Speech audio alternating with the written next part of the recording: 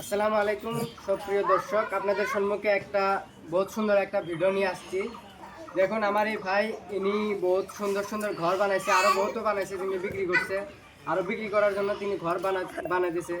তো একটা করে ঘর বানাইতে বহুত কষ্ট যায়, বহুত দিন যায় বানাইতে। তো ওনাকে জিজ্ঞেস করবো কত করে উনি বিক্রি করবে, কতদিন করে যায় বানাইতে। আচ্ছা, আপনার একটা করে ঘর বানাইতে কতদিন করে যায়? 10 দিন।